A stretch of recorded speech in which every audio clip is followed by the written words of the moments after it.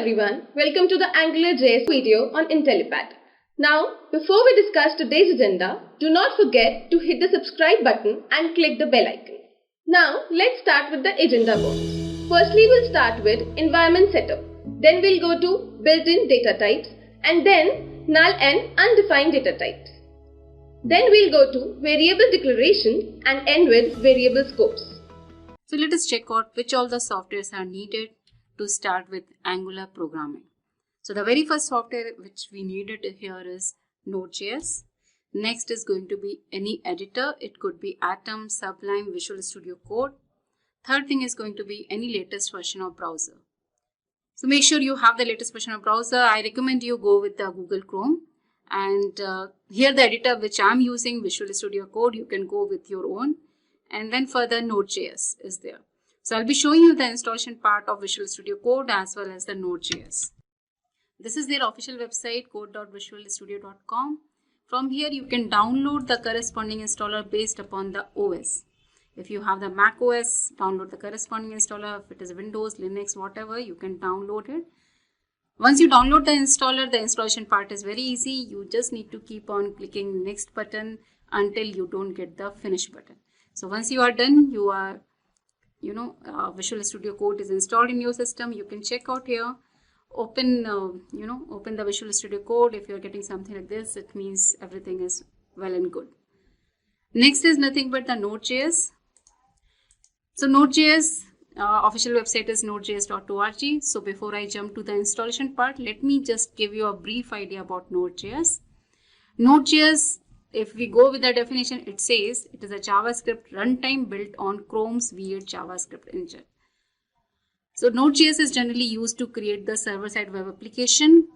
And here we are going to write most of the JavaScript code. So using Node.js, you can run your JavaScript code outside the browser also. Till now, when we talk about JavaScript, it is always a client-side JavaScript code, client-side validation. But now after Node.js has come into the picture, you're going to write the JavaScript code outside the browser also. You're going to execute that outside the browser. That is what I mean to say. And what is this Chrome's V8 JavaScript engine? This is what, it is an engine. Just open the same. What it says, it is a Google's open source high performance JavaScript and web assembly engine. This is completely written in C++. It is used in Google Chrome. And now in Node.js also, Node.js is also built on the V8 JavaScript engine. So what it does, it is going to convert your Node.js code into the corresponding your browser understandable code.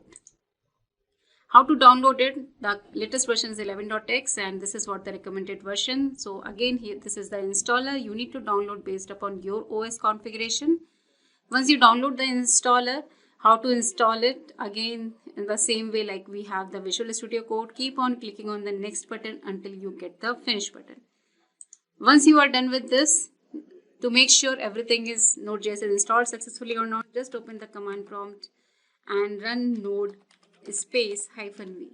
It is going to tell the version which you have downloaded in your system. It is 10.x. So see, the same thing is coming here. Along with Node.js, there is one more thing comes, that is what npm. And here we are going to learn about npm actually. npm is nothing but Node Packaging Manager. See, I haven't installed it explicitly. It comes along with the Node.js installation. So you're not going to download it explicitly. It just comes with the Node.js installation. Now, what is the usage of npm? That is the important part. npm official website is npmjs.com. What it says, it is a package manager. It is a N stands for Node. It is a Node package manager for JavaScript, and it is the world's largest software registry. The meaning of that is, as it's a software registry, so whatever, if I talk about, let me take an example of jQuery. Suppose, you have a project in which, you are going to use the jQuery or Bootstrap, and take an example, say, suppose you are using Angular and all. So what do we do generally? We go to their official website, we download the stuff. Say, suppose I'm using jQuery, I'll go to jQuery website. From here, I'll download the jQuery code, and then I can simply refer my jQuery code, or I can go with the CDN. Any of these two options we follow till now. But after coming with npm, after this npm has come into the picture, as npm is the package manager for JavaScript, so all kind of JavaScript code, everything is available inside the npm registry. So check it out here, jQuery, and see here which version it is, 3.3.1, and what this official website says, 3.3.1. So all your the packages which are the JavaScript packages, everything is available in the npm. So instead of visiting their official website, what you can ask npm, hey, get me the jQuery package in my system.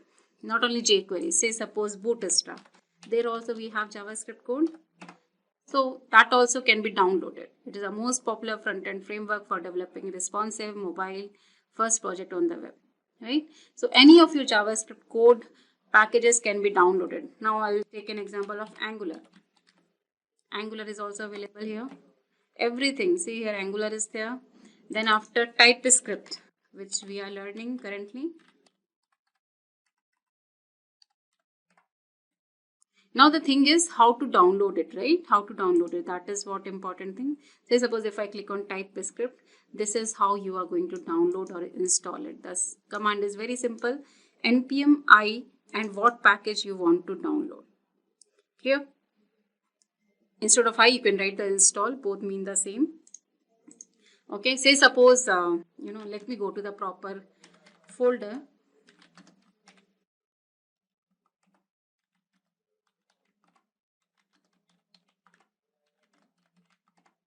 Okay, I want to run the npm command, but first I want to show you for the jQuery.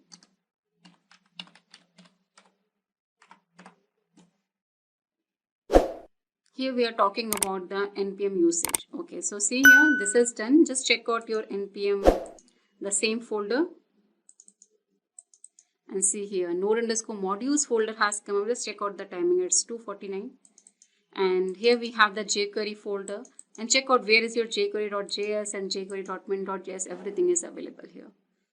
So now instead of going to their official website, we can simply ask npm, get me this package. So that's the reason it is called as Node Package Manager. Similarly, if I want to install Bootstrap, same thing, npm install Bootstrap or npm I Bootstrap, both mean the same. Now how we have downloaded, similarly you can uninstall it. The command is simple, npm uninstall what you want to uninstall. Say already we have installed jQuery, so I'm going to uninstall it, suppose. So the moment I say this, it is going to be removed from your system. Just check out here. Now that folder has gone. That node_modules, it has gone. Yeah. So now as we are learning, TypeScript. So first I need to download TypeScript here. npm install TypeScript. The moment we run this, just check out here. We are getting the TypeScript. Just open the same. And here very important file is there. TSC, there should be something TSC, yeah, this is the one, tsc.js. It is a JavaScript file. Hope you remember the TypeScript compiler, or we say it is a transpiler. This is the file. TSC stands for TypeScript compiler. This is the one which is going to convert your .ts files or the TypeScript files into the corresponding .js file. So now we have TypeScript in our system. We have Visual Studio. We have everything. Now we are all set to start with a Hello World sample program. Okay, so let me write a Hello World sample program. I'll save in my, where I have, here only I'm just going to save it, first.js. Okay, it is normal.js file. First of all, I'm going to write where str equal to hello world. As I told, using Node.js, you can run your .js file outside the browser. So how to run it? Just open the terminal here. Go to that folder location.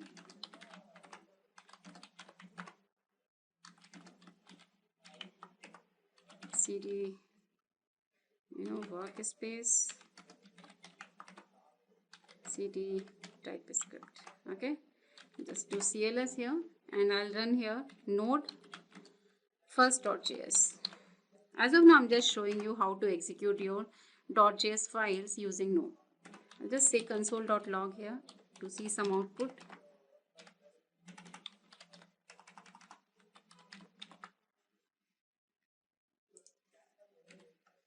Either we can run from here. This is what the integrated terminal which comes with the Visual Studio Code, or you can run the same command from the command prompt also. So if I run here, say same thing, node first.js, same output.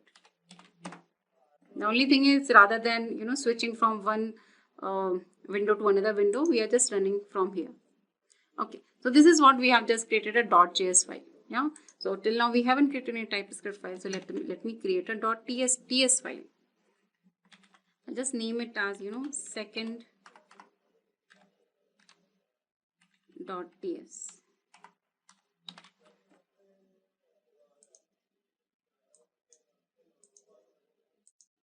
Okay, and same thing, whatever we have written there, I'm just going to write, copy paste here also. Only the file extension got changed.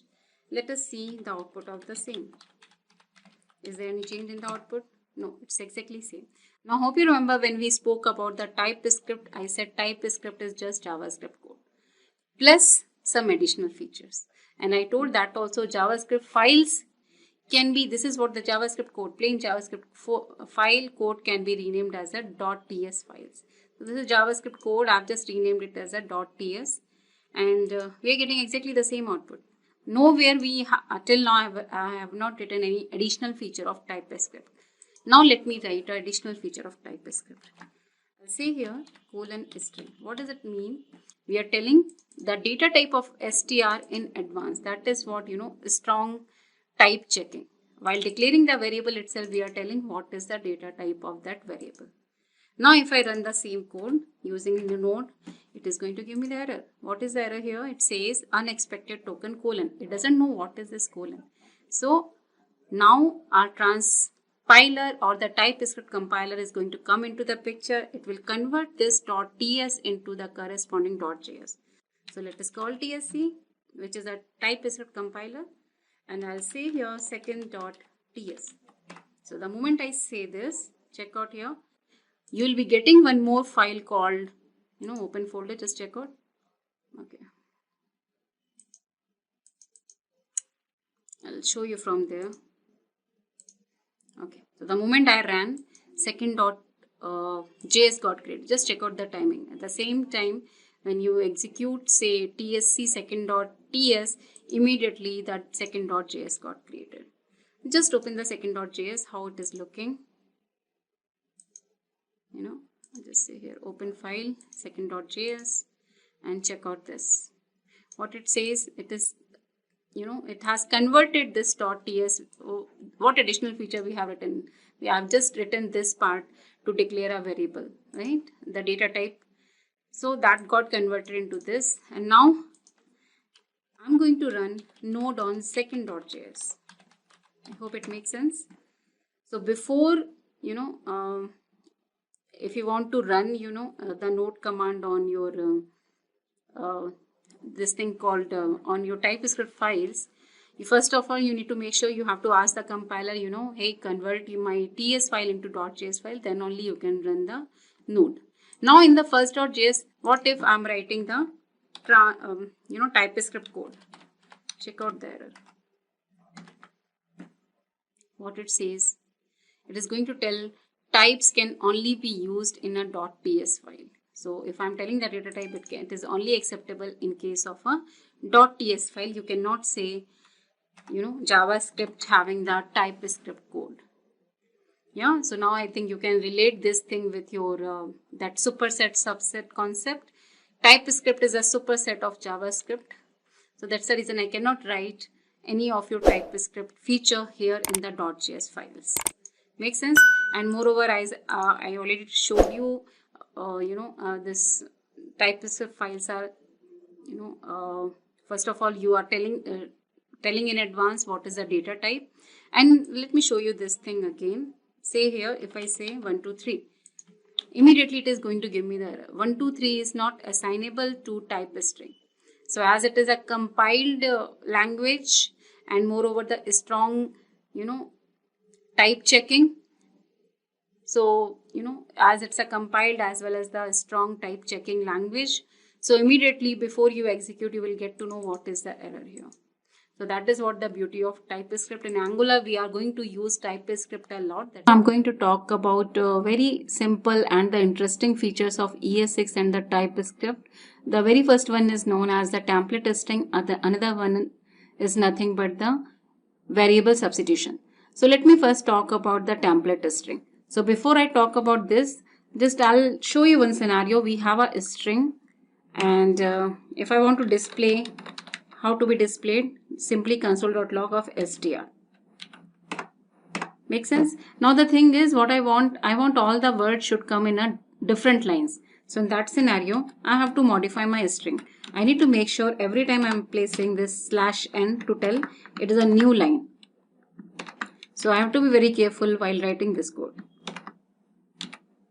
So /n to tell I'm into a new line. I want the new line.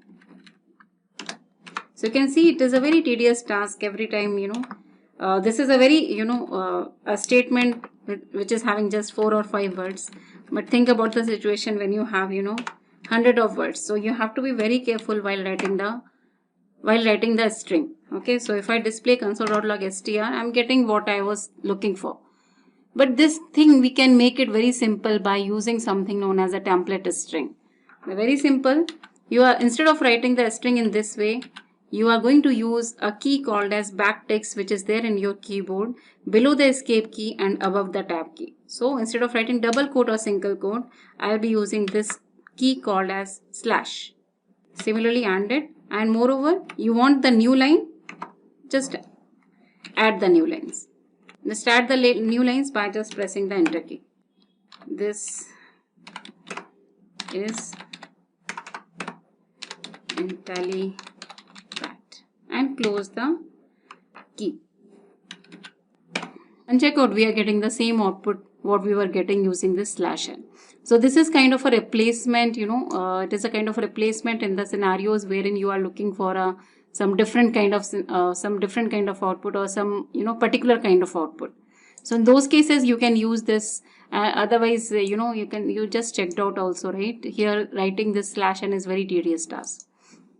Now, this was all about the template string. As I said, it's very simple. Yeah, it's very simple. You just need to write the backtick keys.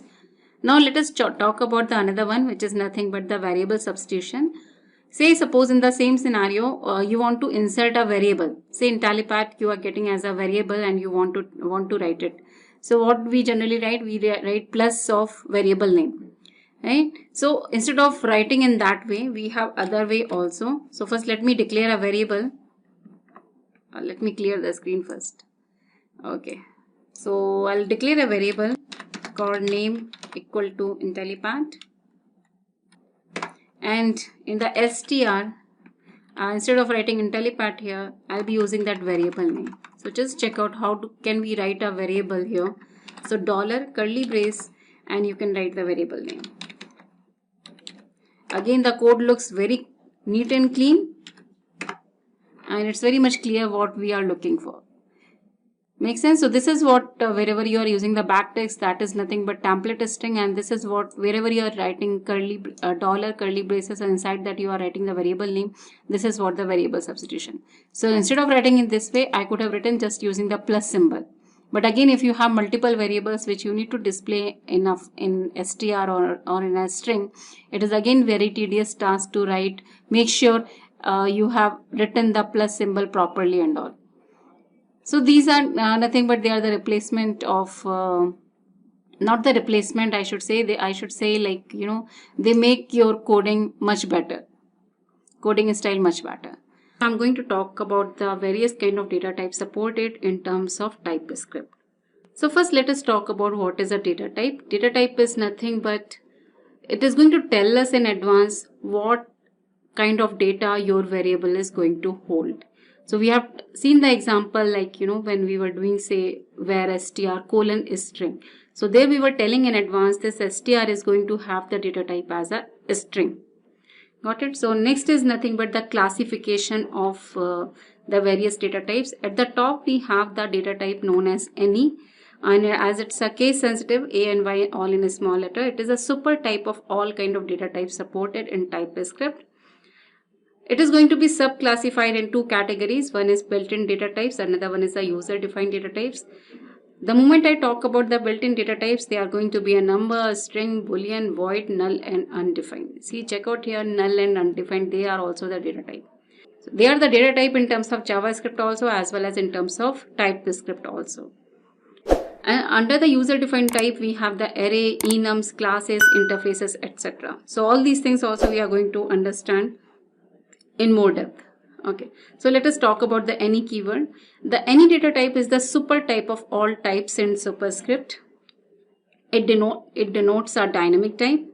Using the any type is equivalent to opting out of type checking for a variable. Say here when I said str:string equal to 123, hope you remember, we were getting the error in the TypeScript file. But the moment I say :any, check out, the error is gone. So the moment we say it is a any, it means we are trying to say, I don't want to go for this strong type checking. I don't want to go for that. So if you just mention any, it is, you are just opting out from this variable checking, type checking. Same as in JavaScript. Got it? So if I just check out the output of the same, first we need to ask TSC, convert my .ts into .js. Then I need to say node second.js. The output is coming as 1, 2, 3. Make sense? As I already said, using the any data type is equivalent to opting out of type checking for a variable. Next, let us talk about the built-in data types. So these are the built-in data types. They make sure they are the very much case sensitive. These things actually we mention here, like number, n is small, boolean, string, void, null, and undefined. Just check out the definition of number. It is a double precision 64-bit floating used to represent both integer and fraction. So make sure there is no integer or float as a data type. There is just a single data type named as number, which can be used for a decimal, integer, or a fraction value. When I talk about boolean, it is nothing but, we are telling it is a true or false. String it is used to represent a sequence of Unicode character. The meaning of void is used on function return type to represent non-returning functions. So generally we use this void keyword to tell, this function is not returning anything.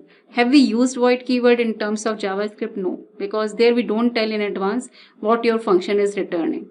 Whereas in case of when you are writing the TypeScript, you can tell in advance what my function is going to return. So if my function is not returning anything, you are going to just mention as :void. So anyways, we'll be seeing with the examples. Null is nothing but it represents an intentional absence of an object value. So the meaning is, can we declare you have seen this null and undefined as, the value. Have you ever anytime seen them as a data type? No, but still they are called as, the data types. They come under the category of data type. Okay, so now we'll just check out, we'll try to understand, are the null and undefined same or not? So the null and undefined cannot be used to reference the data type of a variable. You can never say where str::null. No, you can never say where str::undefined. They can only be assigned as a values to a variable, but they are known as a data type. A variable initialized with undefined means that the variable has no value. So as the moment when we say where str equal to undefined, the meaning is it does not have any value. But when we say where str equal to null, the meaning is the variable has been set to an object whose value is undefined. So both have the different meaning, and moreover they cannot be assigned as a data type. They can be only assigned as a values to that variable. Make sense? Now we'll talk about the user-defined data types. So that can be enums, enumerations, classes, interfaces, arrays, and anyways in the upcoming slides we are going to talk with the more detail. Next, let us talk about how to declare the variable as well as how to define the various kind of scopes for a particular variable. Whenever you are going to declare a variable, you have 4 options. The very first is, which we have already done actually, declare its data type and the value in one statement. we also have done, we have said where str colon string equal to something, right? So this is what you can declare a variable. Second way could be declare its data type but no value. So this is what we are just telling the data type, but there is no value. So by default, the value of this name is going to be undefined. Declare its value but no data type. The value is declared but there is no data type. So this is something, it is going to, based upon the value, it is going to decide the data type of name is going to be a string. Next, declare neither value nor type. In this case, the data type of the variable will be any and will be initialized to undefined. Make sense? In this case, the data type is going to be any and the value is going to be undefined. Now we'll talk about the various kind of scopes available in terms of variable. So first of all, what is a scope? The scope of a variable specifies where the variable is defined. Where exactly you are declaring the variable, based upon that we are going to decide which kind of scope your variable is going to have. So the moment I talk about scope, the meaning is what is going to be the age of that variable, where all you can access that variable. So there are three kind of scopes: local scope, class scope, global scope. So the moment I talk about the local scope, it is nothing but whenever you are declaring any variable inside the function, they will be having the local scope. The meaning is once you come out from the function, you cannot access those variables. Got it? Now, when we talk about class scope, the meaning is the variables declared inside the class, which are going to be nothing but they are known as the data members also. So when we talk about the classes, how to create classes, the data members, member functions, then the picture will be more clear. So the variables declared inside the class are known as the having a scope as a class level scope. And how they are going to be accessed? They can be accessed by the objects of a class. But again, we have something called, the modifiers, the different kind of modifiers like public, private, protected. So anyways, again, we'll talk about those things later on. Global scope is nothing but the variables, defined with the global scope. They are going to be accessible anywhere from your file. So the variables which is outside the class or the variables which is outside the functions, they are going to have the global scope. They can be accessed from anywhere.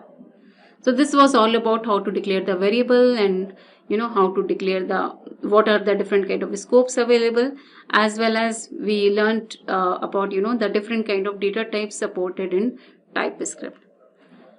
So this was all about for this video. Thank you everyone. Just a quick info guys. Intellipaat provides full stack web development course in collaboration with ENICT IIT Guwahati. The course link of which is given in the description below.